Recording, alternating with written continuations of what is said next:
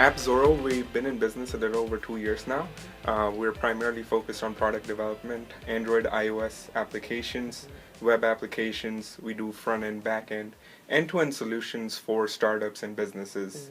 So we provide anything from designing, development, marketing, any type of consulting needs a client has. Okay. Yeah. Wow. So that's a lot. So for those of you all out there who've been talking about, you think that you need an app, here's a great opportunity to listen in. So let me start with, what does it take for a business? So a business first thinks, I need an app.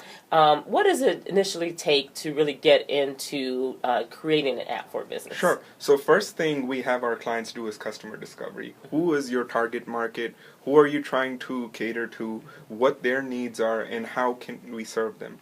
An app is not necessarily the first route to go to. It might be a website. You might go web first and see how much traffic you have, and depending on that, we may create an app. Okay. So we really need to understand who you're targeting, what's your focus, what's your product, and based on that, we advise our clients on what platform we need to be on. Okay. If it could be an Android platform versus an iOS platform, depending on who your clientele is. Okay, so there's never the scenario, well, not never the scenario, but I'm thinking it's always the scenario that they should be on iOS and Android, so that's not the case? That's not the case. There are some applications which are Android focused. Okay. Some of those applications don't get approved on iOS for certain reasons. Okay.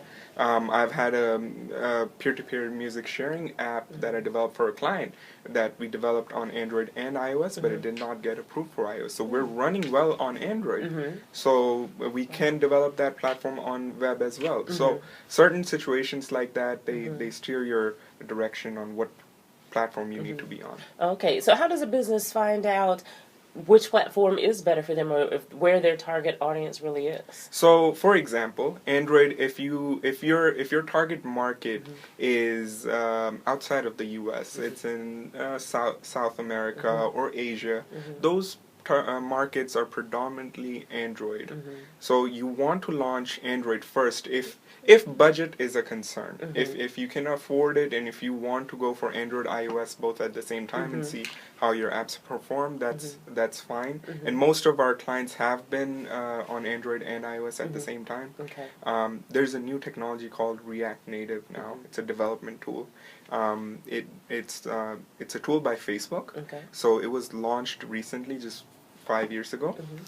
More and more development is being moved onto that. What it does is, with one code base, I'm able to launch both on Android and iOS. Okay. So it reduces my effort by half. Okay.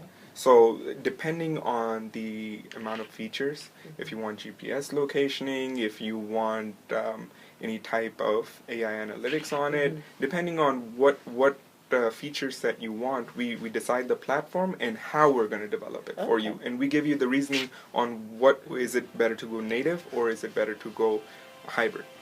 Hi, I'm Sam Agarwal with AppZoro Technologies, and I just exposed my business on BizLink's TV network. Learn more about benefits of custom app development, cloud computing, and artificial intelligence coming up on my episode of That's My Biz on bizlinks.tv.